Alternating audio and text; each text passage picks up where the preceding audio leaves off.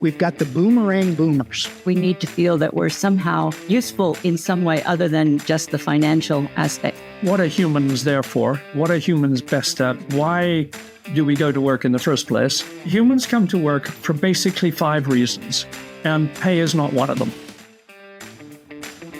Welcome back to Talent Hunters, where we explore insights and trends shaping the global recruiting and staffing industry. Want to build talented teams that drive your company toward big goals and big growth? Then this podcast is for you. And now, let's join the conversation with today's episode of Talent Hunters, brought to you by HireQuest. Connect with us at hirequest.com. Ladies and gentlemen, my name is Vince Holt, and I'm the host of Talent Hunters. Today, we have Dr. Bob Murray and Dr. Alicia Fortenberry, the founders of Fortenberry Murray in Sydney, Australia. Their mission as thought leaders is to create relationships that empower individuals and make them more effective as leaders, advisors, parents, and partners. Welcome to both of you. Thank you very much, Vince. So, when you folks started this venture together, obviously you had a vision. Can you both please share that vision? And what has kept you so driven throughout this journey? I think you can start on that. You're better at that sort of at the vision of why we got started than I am. Well, yeah. I just followed her very largely.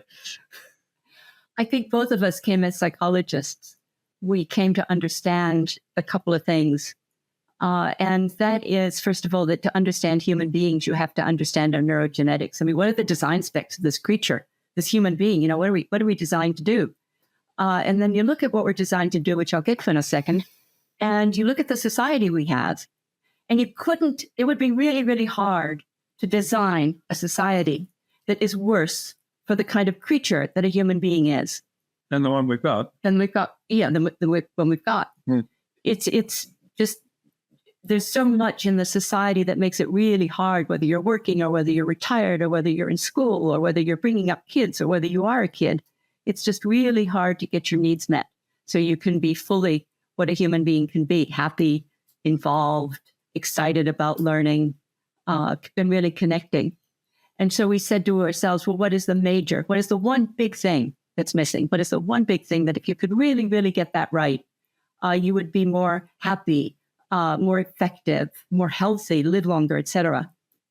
And it comes down to one very, very simple thing. Not easy, but simple. And that's really connecting to other people in a way that meets both of their needs or all of their needs. Because we are about connecting and we're about relationships and we are in an environment, and very often that's also a corporate environment, which makes that difficult to do in terms of feeling safe and feeling valued, and to be able to be at your best and to learn. So that's what got us really excited. And so we started just everywhere we could. We talked to people about how do you make relationships that make you feel good and allow you to be who you really want to be and at your best and healthiest, and the other person too. How do you make it a two-way relationship so both people get their needs met? And is there a way that we kind of do it, we think it comes naturally? And it might if we were still living as hunter-gatherers the way we were meant to be. But now you got to kind of break it down and think about it and actually work on it. And so that's what we've spent our life trying to help people to do. It's simple, but you've got to kind of understand a little bit about what you're doing. Yeah, one of the things, I'm besides being a psychologist, I'm a behavioral neurogeneticist. And I don't say that 3 times. I don't expect people to really understand that. But basically what I do is try and understand the interaction between our genetics, between our nervous system, which includes our brain, of course, and our environment and our context. I mean, our experience and our context. And say, okay, what is the kind of context which a human being needs in order to flourish? What part do our genetics play in this? I mean, for example, only 5% of us have the particular genes which predisposes us to be leaders. And that doesn't make you a good leader, but it means that you're predisposed to be one. And the studies that have been done recently have shown that everyone from supervisor on up has those genes. has those particular 6 genes, which in the combination that they are predispose us to be leaders.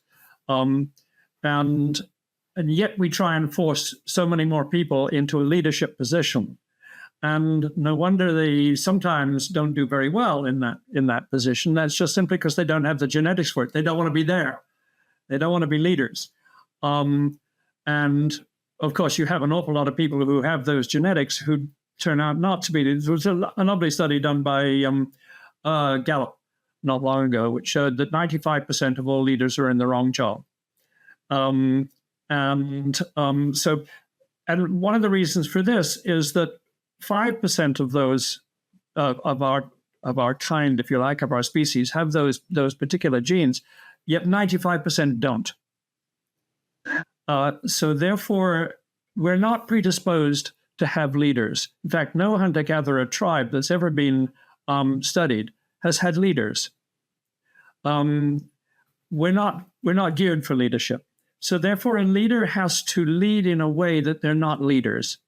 They have to lead in a way as if they're the council of elders, the people who will give encouragement, the people who will give a sense of purpose, the people who will give a sense of belonging and encourage that sense of belonging, that sense of tribe to the people that they lead.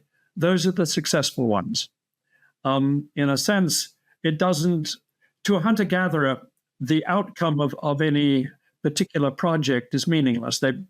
Hunter-gatherers, by and large, lived in situations, in contexts in which there was no problem with food. There was no problem with housing. There was no problem of the kind of problems that we have. They didn't have them. And so therefore, the object was not to fulfill a particular purpose, but rather to, A, have fun. We're geared for fun. Our whole prefrontal cortex of our brain, this part up here, is geared towards having fun. We have a larger brain than a chimpanzee simply because we're designed to have fun and they're not. In nearly to that extent. We're designed to have fun and to have relationships, and that's it. 80% of all our genetics, of all our neurogenetics, if you like, are geared towards having fun and to relate to other people and to learn. That's what we do. With a sense of purpose. And to have a sense of purpose, yeah. That's it. I have now gone on for an alarming amount of time. No, it's all good. It's all good. And in fact, it's fascinating to listen to you, frankly, because I'm listening and I'm understanding what you're saying. I don't know where the percentages come from, but what I do believe is what you said about the low percentage of people are truly leaders, destined to be leaders. I think in my naive, ignorant way, I believe that the greatest sense or asset a true leader has is the ability to listen. Yes. Yes, they said in unison. Yes. And that's probably proven because you two have been married for 42 years.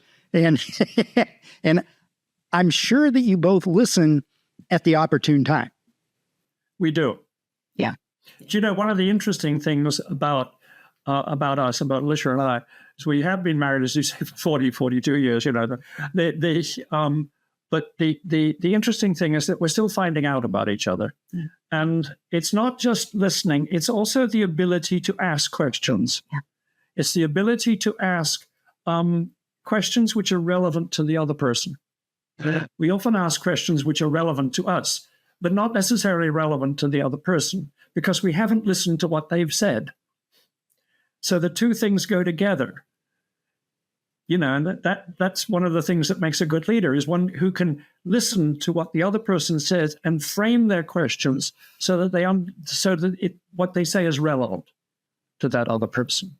Yeah, if that makes sense. Yeah. Which is really what you were saying, Vincent. What you enjoy doing is asking and listening. That's right. That's your job, and you're brilliant at it.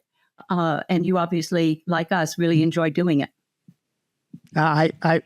I'm just fascinated. I mean, for as long as you folks have been doing this, you're located in Sydney, Australia. I know you've lived in different parts of the world and you work with people all over the world. That's tremendous cultural differences. How is it that you can coach, mentor, influence people in so many different cultures? I think it helps to have lived in so many different places. Mine was Holland, New York, Tokyo, and then mostly New York before we came here. But so many different cultures, and I think once you're used to that, it's kind of easier. But if you're just listening, the moment you make an assumption about somebody because they're American or they're Japanese or their origin is this or that, you're in big trouble, right? So it's actually more fun, and it's certainly more productive to simply try to listen to the person with the knowledge that you have about what humans really need, and then take in the interesting programming that we have. We get programmed by our culture. We get programmed by the company we work with. We got programmed by our parents. We got programmed by our neighborhood. We get programmed by television, Did you mention our genetics? Yeah, well, that's sort of... Well, you're programmed by your genetics. Okay, I kind of think of genetics as what takes it in, but I guess it doesn't too. Yeah, you're right. Yeah. Programmed by your genetics. What he said. Yeah. So, and I think a good leader, but it could be a team leader. Could somebody takes a lead in a conversation or a particular project group or with clients. That leadership is really about, as Bob was saying, trying to be focused and really interested on what's going on for the other person. And there's two parts of it, right? One is what's going on for the other person. What does the other person need of you? As well as what do you need of that person?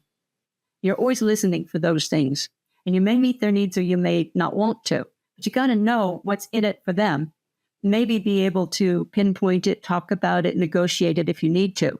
But you got to know what they need. And you got to know what you need out of the relationship.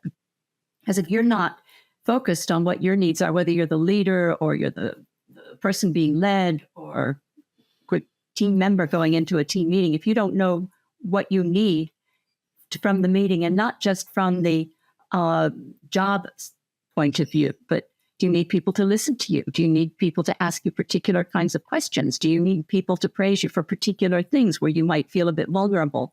What do you need of the other people? So when you're in an interaction, you've got to think, what do I need of this other person or people? And how do I find out what they would need of me? How can I ask the questions and really, really, really listen to find out what actions I could take that would meet their needs and therefore create a really deeper relationship? And also, sort of going back to what you were saying a bit earlier, one of the things you need to ask yourself is, what are my assumptions about the other person, which is what you said, but also what questions can I ask which will test those assumptions? Very often we go into a conversation and we don't test our assumptions. So therefore, we can often put the other person off, or we can not get the kind of information that we actually need because we haven't tested our assumptions. We go in. There was a lovely study done by Harvard a few years ago now, about 10 years ago, which said that 70% of all our assumptions are wrong. Now, the good news, of course, is that 30% of them are right. The bad news is that we don't know which is which. They also, 90% of all the assumptions we make about other people are wrong in some way. And what's more, 90% of all the assumptions that we make about ourselves are wrong. And so therefore, you've got to say, okay, how can I test my assumptions, about the position I have in this relationship, about what the other person wants? How can I find out whether they're able to meet the needs that I have? What questions do I need to ask? We very often go into, let's say we go into a job interview. If, let's say, we're lucky enough to have a human interview us for the job, which I've been talking to a whole lot of people who've lost their jobs recently, and they've found that when they go in apply for another job, they're basically interviewed by AI a long time before they actually get to a human being. But once you're actually interviewing them, they important thing is not necessarily the answers that you give, but the questions that you ask, which are going to determine whether you get the job or not, which is a kind of an interesting thing, but true as far as human nature is concerned. Sorry, you were about to say something, and No, it's perfect. I want to jump in here as a recruiter. Okay, I'm taking job orders from hiring managers that most of them don't know how to interview, just like candidates don't know how to interview. That's right. They're so terrified. Both sides are. I've been doing this a long time, and it's interesting. You said something that I've never heard before, and I hope our listeners that are recruiters hear this. When you're talking to a candidate or you're talking to a hiring authority, test your assumptions. Because to your point, I think we assume more negatively, like you concurred there, than is true. We've got to ask the question. And like we've said, listen to the answer and listen to it with an open mind. And I think that's profound because, look, some of our audience is going to be recruiters. And that's what I wanted to dig into, was something that they could take away from. And I think you capsulated it so great. Now I'm gonna tell you something that I find a little bit funny. Please don't be offended by it. I had a very, very intelligent individual tell me one time, people that quote percentages are simply using made up numbers to justify what they want to say. So don't be offended by that, because I know as a scientist, you're taking real data. It isn't just coming from here. So I thank you for that. I really do. We here in the United States right now have a dilemma going on. And we've briefly talked about it before we got on here, but we've got the Boomerang Boomers. Now, I'm a boomer, and I have no intention of boomeranging. I recently retired, and I guess to start this out with the Boomerang Boomers, what is your opinion of what's causing this? I think there's two questions there. And I know sort of Alicia has sort of more ideas than I have on this thing, so I'll defer to her in a minute. But I think there's two things. One, people try to get back to work through financial necessity. There's a very interesting statistic. It's a horrifying statistic. There are about 70 million boomers in the United States. 10% or just over 7 million of them, 20% of them rely on food banks. So therefore, this question of financial necessity, and as prices keep going up, and they will, because that's the inevitability of our financial system, then it's going to be more and more difficult. 20 years ago, you used to be able to say, "Oh, I've got $1 million. Gosh, I can retire on that. I won't have a problem." Now you need at least $5 million to have a comfortable retirement lifetime, assuming that you retire, let's say, at 65. And that $5 million has to be very well invested in order for you to be able to live on it. And the other thing is that the sense of loneliness in retirement, particularly for men, is increasingly a problem. So therefore, a lot of the drift back to work, if you like, it's very interesting. In the United States, about 14% of retirees become what you call Boomerang Boomers. About 14%.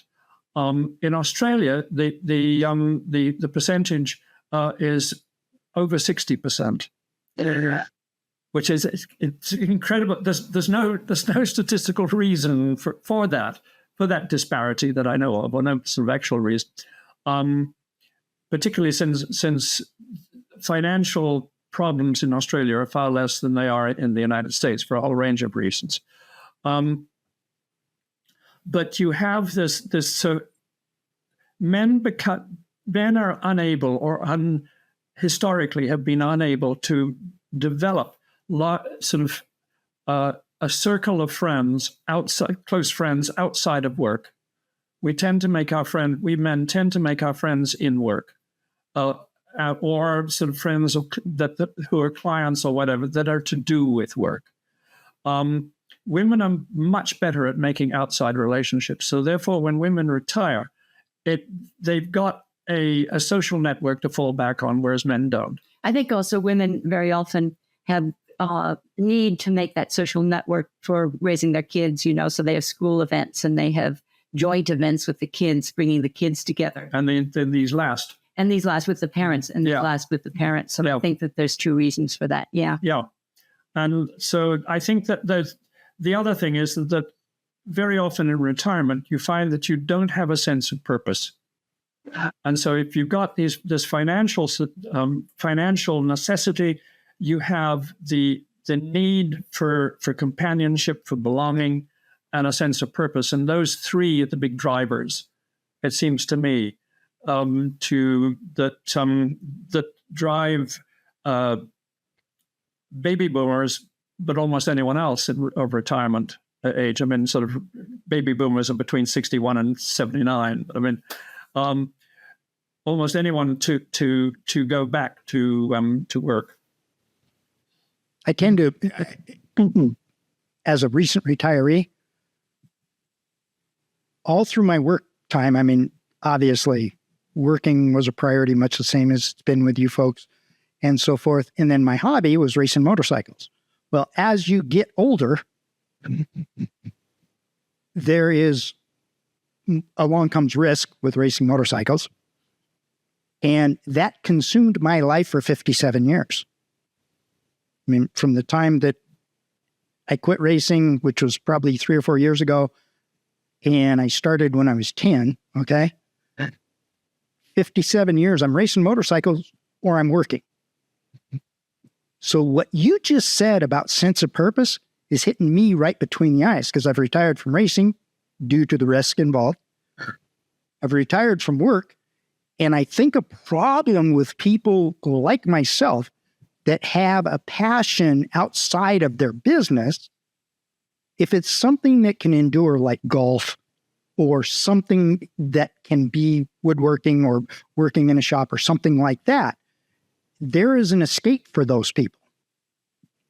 When you hit the word purpose, it's something I've been dealing with. And you're absolutely right. And it's something that sneaks up on us that we think about the financial side, like you brought up. We try to do what we can with the financial side. So That's very apparent in our brain, not saying we all get there, but the reality is that that's an awareness. The purpose part of it, I think, is kept behind the curtain. And I don't think it really comes up until you've stepped out of the game and it starts to become apparent of, what are you going to do today? Yeah. And it needs to happen much earlier, doesn't it? And that awareness that we need to feel that we're somehow useful in some way other than just the financial aspects. Now, you can get that at work through every interaction, right? Every interaction has a huge impact on both of the people in it. So that's a kind of a purpose. But I think something larger, as the two of you are saying, probably does sneak up on a lot of people. A lot of my clients are just so busy trying to get through, take care of the kids, make the money, enjoy themselves too. I'm not sure they would put that up very high, enjoyment either. And then when they do retire, purpose becomes very, very important. And thank goodness there are outlets for that. And the ones, interestingly, the ones who do really well at work are usually the ones who've got kind of the energy and the ability to relate, and they go out and they get on boards that are meaningful to them, to a good cause, that they engage in the neighborhood. Those are the people that find it easier, actually, to move into the purpose because they're not stressed by new relationships. They're not stressed by new things. but not everybody's like that. So it is hard. You know, I you think- described my wife and I from the standpoint that in most cases women can adjust a little better because they've truly adjusted their whole lives. I mean, I live by the statement that there is no stronger being on earth than a woman. I mean, they've got to give birth. They got to put up with us. Plus the fact that you said it. My wife is, I call her like the little hummingbird because we would go to a racetrack. We go to a company function. We go somewhere and she knows everybody. We recently relocated. She knows all the neighbors. You're absolutely right. I'm focused on work. I'm focused on what I'm doing.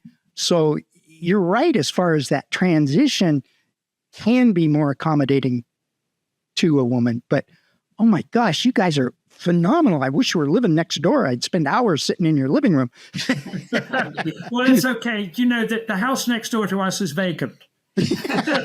Come on over. See you tomorrow.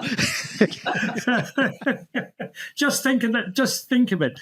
Your health care is free. Your transport is free. I feel like I'm getting recruited. And I'm not disliking it. But I think it's difficult. I don't think it's that easy for women particularly. I mean, I think we are a little bit more prone, some of us, to spend more time being social, to focus on that. There's a huge amount of anxiety within the workplace. I think women sometimes struggle a bit more than men still, which is interesting. And so I think we still have a lot to work out on that. I don't think women get a free pass. I don't think they're stronger. I do not think they're stronger. I don't think one gender is stronger than the other in my experience. We're not a better at forming relationships than men. Yeah. I mean, that's true. Edge. I know that gives us an edge. Yeah. But there are also things that happen that create some stresses that men don't have too. So it's our society just sort of somewhat even-handedly doles out difficulties to both genders. And the reason I make this statement of stronger is exactly what you just described. They have to deal with a lot tougher things genetically than men do in the workplace as a broad statement. I mean, but they fight back. And whether it's discrimination, whatever it is, they have to work a lot harder as the generations have gone on. They've had to work a lot harder to get anywhere close to trying to be equal. And that's why I say, to me, there is no tougher being than a woman, because they've had to endure that. And so I really believe in that. I think we're saying the same thing. In the end, it's yes, men work hard, women work hard. Women have had to work harder to get the same thing in my eyes. I think this is true in our societies. If you look at a hunter-gatherer society, that's not true. You only started to have male dominance at work or in any other field after we invented farming, which was a mere 10,000 years ago. For the few million years before that, where you had humans or human-like creatures, then there was far more equality. There was perfect equality in a sense between the genders, so therefore when we started farming, then strength became physical strength became more of an asset than some of what you might call, I don't know, women's work rather than gathering. Yeah. The need for strength meant that men became ascendant. We're now coming to a stage when that's no longer true. So that's why sort of men are finding it far more difficult, at least younger men are finding it far more difficult to find jobs than younger women are. This is because women are better at the kind of formal learning that we subject children to, and they tend to age in terms of maturing faster than male children. But this kind of then sort of, you have a catch up later, obviously. But I mean, this idea that I mean, historically, if you look at the statistics as to which of the two genders make better leaders, women outshine men, and yet we have more men leaders than women. I mean, which says a lot about society, I suppose, in a sense. One thing about women that we haven't looked at yet is I think that they work very, very hard to succeed against obstacles, and they have to be super ambitious. And I think one of the things the most heartbreaking thing that I have noticed, and I work very, very hard in the organizations to help people overcome it, is this sense of being pitted against each other for ambition. You got to be ambitious, and that you got to be more like a man. Yeah, you got to be more like a man. That's right. And you've got to. There's a lot of pressure for competition. A lot of pressure, right? It starts in school.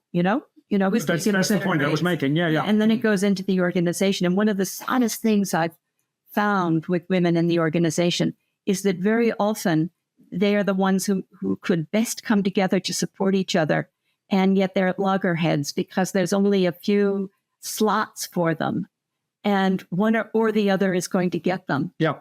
And that's really sad. And one of the things that I love doing is in organizations is bringing women together to have, what would you need of me? What do you think about me? What are your assumptions about me? Oh my God, that was my assumption about you. Really? But that's not true. I'm not like that either. So what do we do about it? Yeah. And that's one of the most fulfilling things for me to bring women back together as truly supportive of each other in a situation where they are actually very often pitted against each other for the little bit of, it's growing, but for the little bit of status that's around. So when we look at the Boomerang Boomers, and I relate to them, with the influx of AI, as you mentioned before, you're not able to. We grew up in an era where talking to each other face to face was the most effective thing there was out there. Yep, My analogy of AI is it's a technology that truly gathers information that it's fed, comes out with its opinion, and carries that forward, so it's not real. Yeah. And that's a fear that I'm struggling overcoming. How, in your opinion, how can the boomers that are trying to come back deal with that sort of technology even getting in the door? Yeah. Can I give you there's two things. One, I think you have to say, okay, what are humans there for? What are humans best at? Why do we go to work in the first place? And then I'd also like to give an example of how this has been overcome in one very large bank, one very large international bank. And I won't mention the name of it because it's one of our clients. But the humans come to work for basically 5 reasons. And pay is not one of them. But the pay is number 13. Of the 5 reasons. Of the 5 reasons that we come to work. We come to work primarily to relate to other human beings. We come to join a tribe. This is entirely unconscious. It's one of the unconscious biases that we have, is that we need to be surrounded by a nexus or a network of supportive relationships. And we seek that at work because the other forms of relationships have largely disappeared. Fewer of us go to church or indulge in church organizations. Political parties now are so digitized as to, if you join a political party, all you get is sort of daily emails asking for money. almost everything has been dehumanized. And yet we're relationship-forming animals. And so the only place left that we can find those relationships is at work. So we go to work to relate primarily. Secondly, we go to learn. When you stop learning, you start to die. Almost every study that's been done on this particular aspect of dementia has shown that if you stop learning, then your brain starts to atrophy, quite literally. And I can go into He can cite studies. I'm sure that's probably the least of it. But we tend to work gives us an opportunity to learn, and so therefore an opportunity to survive, quite literally. Often when you get to retirement age, you are not learning anymore because you don't have that. You're not forced to learn. At work, you're forced to learn, whether it's a new technology, whether it's a new career path, whatever it is, or even if it's to do more of a particular area, you have to learn, you have to teach yourself how to do it, right? So you're constantly learning, so your brain keeps on developing and being vital. We come to acquire, and this principally is to acquire status. This doesn't mean positional status. It means that the sense that people value us, that they value us for the contribution that we make to the tribe. We come to defend. Initially, we come to work to defend our lifestyle outside. We need to have enough to feed our dog. Incidentally, did you know that dog owners live 5 years longer than non-dog owners on average? So Thanks for that positive statement. So I suggest everyone who's listening go to the RSPCA immediately and get a dog. I love that. And I love that. To work. Bring it to work. Yeah. Because the productivity goes up with the more dogs that are in a particular environment. And we come once we've been at work and we've established the tribe, then we defend the tribe. Because that tribe, that work tribe, just like the home tribe, will be groupings that we actually defend. So we will work hard and we'll become more productive and so on and so forth to enable that tribe, that team, whatever it is, to thrive and survive. And finally, we come to find purpose. If you look at the boomerang baby boomers, say that 10 times. If you look at the boomerang boomers, most of that, all of those things are important, but maybe most important to them is the sense that they have this tribe, and that they continue learning, and that they acquire something, they acquire status, which they've lost when they've retired. So all of these things, status equals safety to a human being. The more we feel that people value us, the safer we feel. And the funny thing is that in the human brain, when you get to a certain age, and the age is around 45 to 50, when you get to that, you need to be regarded as a member of the Council of Elders. That is, you need to be acknowledged for your wisdom, for your experience, and to be so praised for that. You need to have people come and ask your opinion about things. You need to be a mentor and a teacher, because these are all the things that the role that the Council of Elders in a hunter-gatherer society fulfilled. And we had that kind of society for 4.5 million years before farming. But we've still got it. That's still part of our brain pattern, if you like. You just need to be able to acknowledge it. Yeah, that's exactly right. And so therefore, the Boomerang Boomers are going to go back into work if they can get those initial things which they need, those initial needs met, the need to be recognized, the need to be a part of the information cycle. It's the people will come to them for their knowledge, for their experience, and so on and so forth, and their wisdom. And interestingly enough, the bank that I was mentioned recognized this, and they have been actively hiring baby boomers to come and be mentors.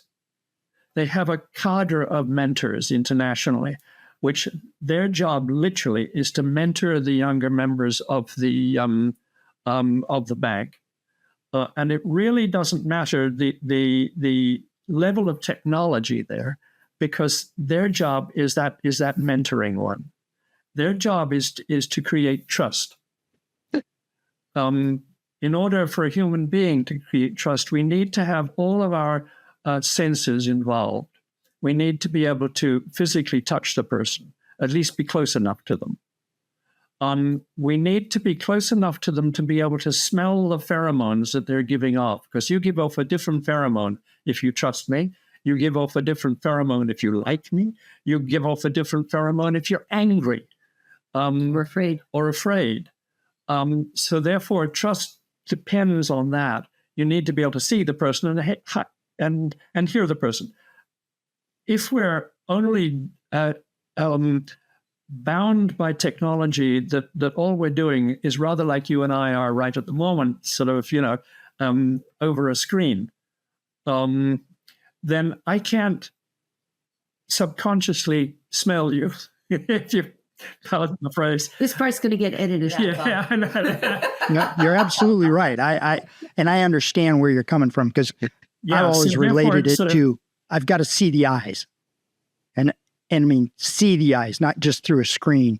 But to your point, I can feel when I'm talking to somebody, if I'm looking eye to eye, because I'm big on eye contact, I can feel that person. Yeah. Yeah. And so what you're saying is really, really absolutely truth.